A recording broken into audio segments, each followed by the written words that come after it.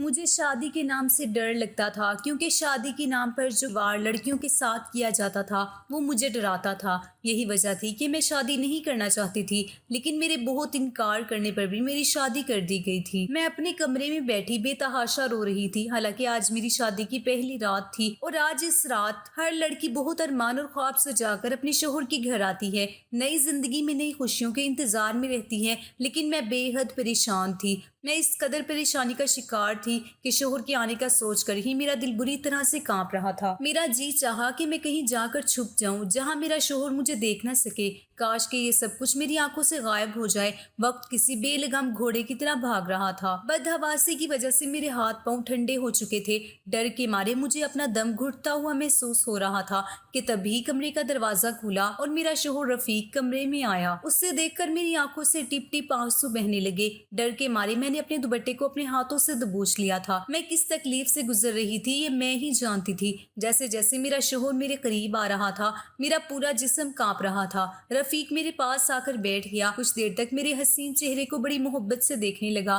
میں بے حد خوبصورت تھی اور یہی میرے لیے سب سے بڑا مسئلہ بن چکا تھا۔ جیسے ہی اس نے اپنا ہاتھ میرے ہاتھ پر رکھا تو مجھے اتنا ٹھنڈا پا کر کہنے لگا، کیا بات ہے آسیہ، تم اتنا زیادہ نروس کیوں ہو؟ اب میں اسے کیا بتاتی کہ مجھے شادی سے ڈر لگتا ہے۔ میں نے نام میں سر ہلا دیا۔ میں نے کہا کچھ نہیں۔ وہ کہنے لگا، پھر تم اس قدر گھبرائی ہوئی کیوں ہو؟ میں نے آہستہ سے کہا، مجھے اس رشتے سے ڈر لگتا ہے۔ میری بات سن کر وہ ہنسنے لگا اور میرا ہاتھ تھام کر مجھے تسلی دینے لگا۔ کہنے لگا، پریشان مت ہو۔ میں نے کہا، لیکن مجھے بہت ڈر لگ رہا ہے۔ وہ کہنے لگا کہ اس میں ڈرنے کی کوئی بات نہیں ہے۔ میں نے کہا، مجھے بہت ڈر محسوس ہو رہا ہے کہ پتہ نہیں کیسے سب ہوگا۔ وہ کہنے لگا کہ دیکھو، اس کا ایک ہی حل ہے میرے پاس۔ میں نے پوچھا، وہ کیا؟ میری اس بات کو سن کر اس نے میرے ہاتھوں کو تھام کر مجھے تسلی دی اور اس کے بعد اٹھ کر کھڑا ہو گیا۔ الماری کے پاس گیا، الماری کھولی اور ایک میڈیسن لا کر مجھے تھما دی۔ ساتھ میں پانی کا گلاس دیا۔ کہنے لگا، یہ گولی کھا لو۔ میں نے کہا، یہ کیسی دوا ہے؟ رفیق کہنے لگا، تمہاری تمام پریشانیوں کا حل اسی گولی میں ہے۔ رفیق کی بات کو میں سمجھ نہیں پا رہی تھی۔ میں سوچنے لگی، آخر میری پریشانیوں کا حل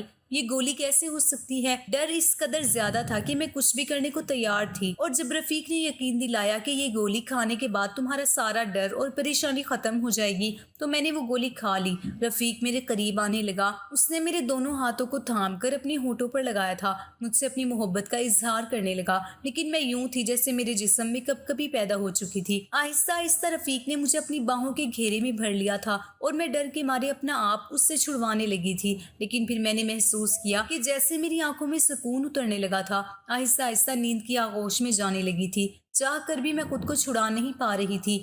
کچھ ہی پل لگے تھے کہ میں گہری نیند میں جا چکی تھی۔ میری شادی سے کچھ دن پہلے میری سہیلیاں مجھے لے کر بیٹھ گئی تھی جو کہ پہلے سے شادی شدہ تھی۔ مجھ سے کہنے لگی، کچھ دن بعد تمہاری بھی شادی ہونے والی ہے، اس لیے ضروری ہے تم ہم سے اس رشتے کے بارے میں کچھ جانکاری لے لو۔ میں شادی کے رشتے سے بالکل انجان تھی، اس لیے جب میری دوستوں نے مجھے اس رشتے کے بارے میں بتایا تو مجھے اس رشتے سے کچھ ڈر سا محسوس ہونے لگا تھا، کیونکہ ان کے بتانے کا انداز ہی کچھ ایسا تھا۔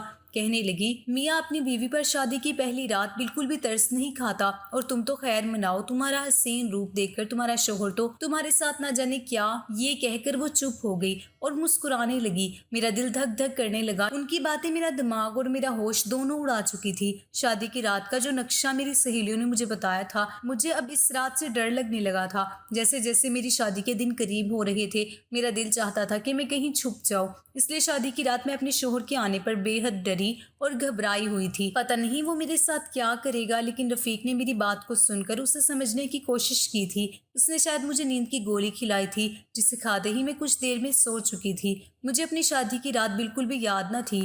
ہاں، اتنا احساس تھا کہ میرا شوہر مجھ سے اپنا حق وصول کر چکا تھا، لیکن سچ تو شاید اتنا بھیانک تھا کہ میری سوچ بھی اس تک نہیں پہنچ سکتی تھی، اور اس سچ سے میں ابھی تک انجان تھی جو بعد میں مجھ پر کھلنے والا تھا کہ شادی کی پہلی رات میرے ساتھ کیا ہوا تھا۔ خیر، جب میں صبح اٹھی تو میرا پورا جسم درد سے چور تھا۔ میں نے کروٹ بدلی تو میری کمر میں درد کی لہر سی اٹھنے لگی تھی اور میں درد سے کرا اٹھی تھی۔ میرے ساتھ لیٹا میرا شوہر فوراً سے اٹھ بیٹھا۔ کہنے لگا، کیا ہوا آسیہ؟ میں نے کہا، پتہ نہیں، میرا پورا جسم بہت بھاری ہو رہا ہے اور جسم میں درد بھی ہے۔ یاد کرنے کے باوجود مجھے یہ رات بالکل بھی یاد نہیں آ رہی تھی۔ سمجھ نہیں آ رہا کہ میں اپنے چکراتے سر کو پکڑوں یا پھر اپنی دکھتی کمر کو۔ میں نے بیڈ پر نظر دوڑائی تو میرے ہاتھ میں پہنی کانچ کی چوڑیاں ٹوٹ کر بیڈ پر بکھری پڑی تھی۔ میں نے مشکل سے اپنا تکیا بیڈ کے ساتھ لگایا اور ہاتھوں کو بیڈ پر رکھ کر مشکل سے اٹھ کر بیڈ پر بیٹھی تھی۔ میری بال کھلے ہوئے تھے اور میری بکھری حالت مجھے اس بات کا احساس دلا رہی تھی کہ میرے شوہر نے رات کو میرے ساتھ پیار محبت والا رویہ بالکل نہیں رکھا تھا۔ میں چاہ کر بھی اپنے درد کو برداشت نہیں کر پا رہی تھی اور اسی لیے درد کی تیزی کی وجہ سے میری آنکھوں سے آنسو بہنے لگے۔ مجھے یوں روتا دیکھ کر رفیق بھی اٹھ کر بیٹھ گیا۔ کہنے لگا، دیکھو یہ سب تو ہوتا ہی ہے، تمہیں اپنے آپ کو اس بات کا عادی بنا لینا چاہیے، اور ویسے بھی شادی کی پہلی رات تھی تو تمہیں زیادہ محسوس ہوگا، لیکن آہستہ آہستہ تمہیں اس بات کی عادت پڑ جائے گی۔ اور پھر جب بیوی خوبصورت ہو تو انسان کیسے اپنے جذبات پر قابو پا سکتا ہے؟ اور پھر تم رات کو بہت زیادہ ڈری ہوئی تھی۔ مجھے لگا کہ اگر میں نے تمہیں میڈیسن نہ دی اپنے قریب بھی آنے نہیں دو گی، اور میں اپنی یہ رات برباد نہیں کرنا چاہتا تھا۔ یہ کہہ کر وہ اٹھ کر واش روم میں چلا گیا، لیکن مجھے اپنا جسم اس قابل بھی نہیں لگ رہا تھا کہ میں اٹھ کر کھڑی ہو جاتی۔ رفیق گھر پر اکیلا رہتا تھا، اس کے ماں باپ زندہ نہیں تھے۔ پہلے تو میرے ماں باپ اس رشتے پر راضی نہیں تھے، کہنے لگے اکیلا لڑکا ہے، ہمیں تو ایسے رشتے سمجھ نہیں آتے۔ لیکن پھر میری ماں کہنے لگی کہ لڑکا اچھا خاصا کماتا ہے، اپنا گھر ہے، اب اگر اس کے ماں باپ زندہ نہیں ہیں تو اس میں اس کا کیا قصور ہے؟ آپ نے اچھی طرح چھان بین تو کرائی ہے، اس رشتے میں کسی نے کوئی برائی بھی یا کمی نہیں نکالی ہے، اچھا ہے میری بیٹی پر سسرال کا بوجھ نہیں ہوگا۔ میں نہیں جانتی تھی کہ شادی کی رات ہی میری ایسی حالت ہو جائے گی کہ میں کھڑی بھی نہیں ہو پاؤں گی۔ رفیق جب نہا کر باہر آیا تو مجھ سے کہنے لگا، دیکھو میرے گھر میں تمہاری خدمت کرنے کے لیے فی الحال کوئی نہیں ہے، اس لیے یہ گھر تم کو ہی سنبھالنا ہے۔ مجھے اس کی اس بات پر اعتراض نہ تھا، لیکن مجھے اپنا آپ اس وقت اس قابل نہیں لگ رہا تھا کہ میں اس کا ناشتہ بنا سکتی۔ وہ اپنی بات کہہ کر کمرے سے جا چکا تھا کہ جلدی سے اٹھ کر باہر آؤ اور میرے لیے ناشتہ بناؤ۔ جب میں بیڈ سے اٹھ کر کھڑی ہوئی تو مجھے ایسا لگا جیسے میری کمر ٹوٹ جائے گی۔ میں بڑی مشکل کمرے سے باہر آئی۔ رفیق باہر لاؤنج میں ہی بیٹھا فون پر کسی سے ہنس کر باتیں کر رہا تھا، لیکن جو باتیں وہ کر رہا تھا اس نے مجھے شرم سے پانی پانی کیا تھا۔ وہ گزری ہوئی رات کے پل نہ جانے کس کے ساتھ شیئر کر رہا تھا، وہ بھی بڑے ہی بے شرم انداز میں۔ مجھے رفیق کا اس طرح اپنی پرسنل باتیں کسی سے شیئر کرنا اچھا نہیں لگا تھا، لیکن میں پہلی رات کی دلہن تھی، اس طرح میں ابھی رفیق سے کچھ بھی نہیں کہہ سکتی تھی۔ میں نے سوچا میں رفیق کو بعد میں کہوں گی کہ اس طرح کی باتیں باہر نہ کریں۔ میں فوراً سے نظریں جھکائے کچن میں چلی گئی تھی۔ مشکل سے ہی میں نے اپنا اور رفیق کا ناشتہ بنایا تھا۔ ناشتے کے بیچ میں نے جھجکتے ہوئے رفیق سے یہ بات کہی تھی۔ میں نے کہا کہ رفیق میری کمر میں بہت درد ہے، اس لیے شاید آج رات میں آپ کو نہ دے سکوں، اور پلیز آپ بھی مجھے ڈسٹرب مت کرنا۔ رفیق اس وقت چائے پی رہا تھا۔ میری بات سن کر اس کا کپ ہونٹوں کے قریب جاتے جاتے رکا تھا۔ کہنے لگا، دیکھو میں تمہارے بہانے نہیں سن سکتا، مجھے ہر صورت جلد سے جلد اولاد چاہیے، اس لیے تو میں نے تم سے شادی کی ہے۔ اس کی بات سن کر میرا دل بے چین سا ہوا تھا۔ میں نہیں جانتی تھی کہ رات کو میرے ساتھ ہوا کیا تھا، لیکن جو حالت میری اس وقت تھی میں شاید اس قابل نہیں تھی کہ میں دوبارہ اسی تکلیف کو جھیلتی۔ لیکن میرے سامنے کھڑا انسان میری ہر تکلیف سے بے پرواہ ہو کر بس اپنی ہی منمانی کرنا چاہتا تھا۔ جیسے ہی رات ہوئی مجھے لگا میرا دل کسی نے مٹھی میں لے لیا ہو۔ رات کو پھر رفیق نے مجھے ایک دوسری میڈیسن دی۔ میں نے کہا مجھے نہیں کھانی۔ وہ کہنے لگا یہ نیند کی دوا نہیں ہے۔ میں نے کہا پھر یہ کس چیز کی دوا ہے؟ کہنے لگا یہ جلدی پریگننٹ ہو جانے کی دوا ہے۔ یہ سن کر میں کچھ دیر تو اس کی شکل دیکھتی رہ گئی کہ آخر اسے کس بات کی جلدی تھی۔ میری شادی کو کون سے 4-5 سال گزر چکے تھے، ابھی تو شادی کو 4 دن بھی نہیں گزرے تھے، اور نہ ہی میرے ساس سسر زندہ تھے جنہیں پوتا اور پوتی گود میں کھلانے کی جلدی تھی۔ آخر وہ مجھے اتنی جلدی پریگننٹ ہونے کی دوا کیوں دے رہا تھا؟ میں نے کہا رفیق ابھی اتنی جلدی کیا ہے، ابھی تو ہماری شادی کو کچھ ہی دن گزرے ہیں، آرام سے 2-4 سال بعد بچہ پلان کریں گے، ابھی تو خود ہی ہماری موج مستی کے دن ہیں۔ وہ کہنے لگا میں کچھ نہیں جانتا، شاید تمہیں اندازہ نہیں ہے مجھے کتنی جلدی ہے بچے کی، مجھے بچے بہت پسند ہیں، شادی سے پہلے مجھے بچوں کی خواہش تھی اور اسی لیے میں نے تم سے شادی کی تھی کہ جلد سے جلد شادی ہو اور میرے گھر میں ننھے منھے سے بچوں کی کھلکھاریاں گونجیں۔ میں نہیں چاہتا کہ وقت برباد ہو کہ 1 سال پہلے میں یہ دیکھتا رہوں کہ تمہیں اولاد ہوتی ہے یا نہیں اور پھر تمہیں اس کے بعد دوا کھلاؤں۔ یہ کہہ کر اس نے وہ میڈیسن میرے منہ میں ڈال دی اور پانی کا گلاس میرے ہاتھ میں تھما دیا۔ میں نے پانی پی کر وہ دوائی اپنے اندر اتار لی تھی، لیکن مجھے حیرت اس وقت ہوئی جب پچھلی رات والی بے ہوشی مجھ پر پھر سے چھانے لگی۔ اس وقت میرا دماغ اس قابل نہیں تھا کہ میں یہ بات سوچتی کہ اگر یہ دوسری دوا تھی تو مجھے نیند کیوں آ رہی تھی، مجھ پر کیوں اتنی بے ہوشی سوار ہو رہی تھی، اور پھر مجھے کچھ بھی ہوش نہیں رہا۔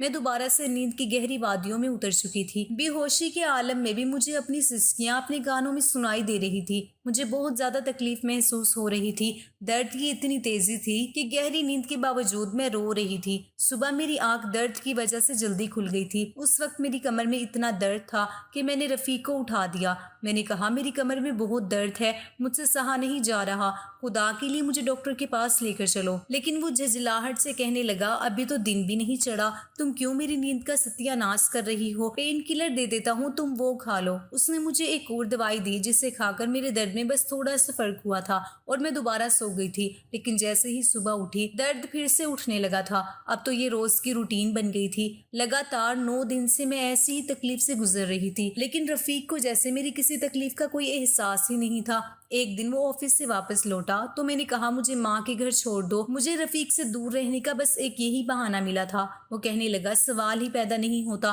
جب تک کہ میری اولاد نہیں ہو جاتی میں تمہیں کہیں بھی نہیں بھیجوں گا۔ مجھے سمجھ نہیں آتی تھی آخر اسے بچوں کی اتنی جلدی کیوں تھی۔ ہر چیز اپنے وقت پر ہوتی ہے، بچے کا ہونا یا نہیں ہونا میرے بس میں تو نہیں تھا۔ 9 دن میں ہی میرا یہ حال ہو چکا تھا کہ میں چل پھر بھی نہیں پا رہی تھی۔ پین کلر کھا کر اب تو میرا معدہ بھی ڈسٹرب ہو چکا تھا۔ میں رفیق سے ڈاکٹر کے پاس جانے کے لیے کہتی تو وہ اس بات پر بھی نہیں مانتا، کہتا ڈاکٹر بھی تمہیں پین کلر ہی دے گا۔ لیکن اس بار جیسے ہی وہ گھر سے باہر گیا میں نے اپنی ماں کو بلا لیا اور ان کے ساتھ ایک لیڈی ڈاکٹر کے پاس چلی گئی۔ میں نے اسے کمر درد اور پیٹ کے نچلے حصے کے درد کا کہا اور میرا ہاتھ اب بھی میرے پیٹ پر تھا۔ میں 9 دن سے لگاتار یہ تکلیف سہ رہی تھی۔ میری ڈاکٹر نے جب میرا چیک اپ کیا تو اپنے کانوں کو ہاتھ لگانے لگی اور جو بات اس نے مجھے بتائی وہ سن کر تو میں سانس لینا ہی بھول گئی تھی۔ میں آنکھیں پھاڑے ڈاکٹر کی بات سن رہی تھی۔ یہ اس نے کیا کہہ دیا تھا؟ یہ سچ نہیں ہو سکتا تھا۔ مجھے اپنے کانوں پر یقین نہیں آ رہا تھا۔ میں نے نام میں سر ہلایا۔ میں نے کہا ایسا نہیں ہو سکتا، آپ کو ضرور کوئی غلط فہمی ہوئی ہے۔ وہ کہنے لگی میرے پاس ایسے بہت سے کیس آتے ہیں، اس لیے میں جانتی ہوں کہ تمہارے ساتھ کیا ہوا ہے۔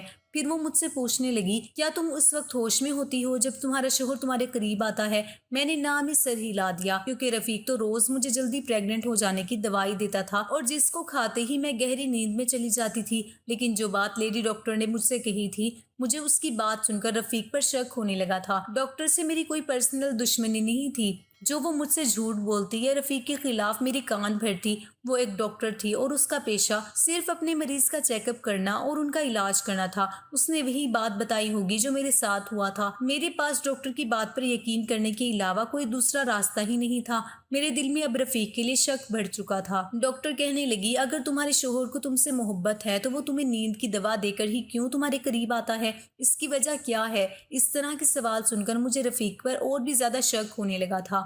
لیکن میں یہ کیسے جان سکتی تھی کہ سچ کیا ہے، کیونکہ میں اسے پہلے بھی کئی بار وہ میڈیسن کھانے سے انکار کر چکی تھی، لیکن وہ میری بات نہیں سنتا تھا۔ زبردستی وہ میڈیسن میرے منہ میں ڈال دیتا اور پانی کا گلاس میرے ہونٹوں پر لگا دیتا۔ ڈاکٹر کہنے لگی اچھا ایسا کرو تم مجھے اس میڈیسن کا نام بتاؤ۔ تو میں نے سوچا مجھے تو اس میڈیسن کے بارے میں کچھ پتا ہی نہیں ہے۔ آج تک رفیق نے مجھے وہ میڈیسن دکھائی نہیں تھی۔ وہ تو اپنی الماری میں سے وہ دوا نکال کر مجھے دیتا تھا، لیکن جب میں نے یہ بات لیڈی ڈاکٹر کو بتائی تو وہ ہنسنے لگی، کہنے لگی ایسی کون سی دوائی ہے جو تمہارا شوہر اتنا چھپا کر رکھتا ہے اور روزانہ تمہیں انکار کرنے پر بھی تمہیں کھلاتا ہے؟ تم اپنے شوہر کی حرکتوں پر نظر رکھو، ایسے تمہیں سمجھ آ جائے گا۔ ڈاکٹر مجھے یہ ساری باتیں کہہ رہی تھی۔ اس وقت اکیلی ہی میں اس لیڈی ڈاکٹر کے کمرے میں تھی، یا پھر وہ ڈاکٹر تھی۔ میری ماں کمرے سے باہر بیٹھی تھی، اس لیے وہ ہر بات سے انجان تھی۔ میں غائب دماغی سے اپنے گھر تک پہنچی تھی۔ میری ماں مجھے کہنے لگی اپنا خیال کیوں نہیں رکھتی ہو؟ تمہارے سر پر تو ساس سسر نند دیور کی ذمہ داری بھی نہیں ہے اور تمہارا شوہر بھی تم سے بہت محبت کرتا ہے، لیکن تم نے دیکھو اپنی کیا حالت بنا رکھی ہے۔ 9 دن میں ہی سوکھ کر کانٹا ہو گئی ہو، چہرے کی رنگت پیلی پڑ گئی ہے۔ اب میں اپنی ماں کو کیا بتاتی کہ میں کس بڑی مصیبت میں پھنس چکی تھی۔ میرا شوہر کسی وحشی جانور سے کم نہ تھا، رات کو مجھے نیند کی دوا کھلا کر میرے ساتھ کیسا کھلواڑ کرتا ہے۔ میری ماں مجھے نصیحتیں کر کے اپنے گھر جا چکی تھی۔ میں پورا دن ڈاکٹر کی باتوں کو ہی سوچتی رہی، لیکن میرے پاس اس بات کا کوئی حل نہیں تھا، اور یہ ایسی بات تھی کہ میں رفیق سے کہہ بھی نہیں سکتی تھی۔ مجھے اپنا آپ بالکل بے بس لگ رہا تھا۔ میرا جی چاہا کہ میں اپنی ماں کے ساتھ ہی ان کے گھر چلی جاؤں، لیکن میری ماں مجھے کبھی بھی میرے شوہر کی اجازت کے بغیر اپنے گھر لے کر نہیں جاتی۔ میں سمجھ نہیں پا رہی تھی آخر میں کروں تو کیا کروں۔ پھر میرے دماغ میں خیال آیا کہ میں الماری کھول کر دیکھتی ہوں کہ آخر رفیق مجھے کون سی دوا کھلاتا ہے۔ میں فوراً اٹھ کر کھڑی ہو گئی، آہستہ سے چلتی ہوں الماری کے پاس آئی اور رفیق کی الماری کھول دی۔ سامنے ہی اس کے کپڑے پڑے ہوئے تھے۔ میں نے ایک ایک کپڑا اٹھا کر دیکھا، لیکن وہاں دوا مجھے کہیں نہ ملی۔ پھر میں نے دراز بھی دیکھ لیے، اس میں بھی کچھ ضروری کاغذات تھے، کوئی میڈیسن نہیں تھی۔ لیکن جب میں نے نیچے لاکر کھولنا چاہا تو وہ لاک تھا۔ میں سمجھ گئی کہ وہ دوائی رفیق نے اسی لاکر میں رکھی ہے۔ رات کو جب رفیق واپس آیا تو میں نے اسے کھانا دے دیا، لیکن میری بھوک تو جیسے اڑ چکی تھی۔ جو بات ڈاکٹر مجھے بتا چکی تھی اس کے بعد تو میرے دماغ نے کام کرنا ہی بند کر دیا تھا۔ میں نے کھانا نہیں کھایا تھا اور رات کو سوتے وقت میں نے دودھ کا گلاس پی لیا۔ اس سے پہلے کہ رفیق کمرے میں آتا میں فوراً سے بیڈ پر جا کر لیٹ گئی اور اپنی آنکھیں بند کر لی تاکہ رفیق کو لگے کہ میں سو چکی ہوں۔ ہو سکتا ہے وہ مجھے سویا ہوا دیکھ کر مجھے میڈیسن نہ کھلائے اور مجھ پر یوں بے ہوشی طاری ہو۔ میں جاننا چاہتی تھی کہ رفیق رات کو میرے ساتھ کرتا کیا ہے۔ کچھ دیر بعد ہی رفیق کمرے میں آیا، مجھے بیڈ پر سوتا دیکھ کر میرے قریب آیا اور بازو سے مجھے ہلا کر اٹھانے لگا، کہنے لگا اٹھ کر بیٹھو۔ میں نے اپنی آنکھیں کھولی تو رفیق ماتھے پر بل چڑھائے مجھے دیکھ رہا تھا۔ میں نے کہا رفیق مجھے نیند آ رہی ہے، میں سونا چاہتی ہوں اور میری کمر میں بھی درد ہے۔ میری بات سن کر رفیق کہنے لگا یہ بہانے تم میرے سامنے مت بناؤ، میں تمہیں پہلے بھی کہہ چکا ہوں کہ مجھے ہر قیمت پر بچہ چاہیے، چلو اٹھو اور دوا کھاؤ۔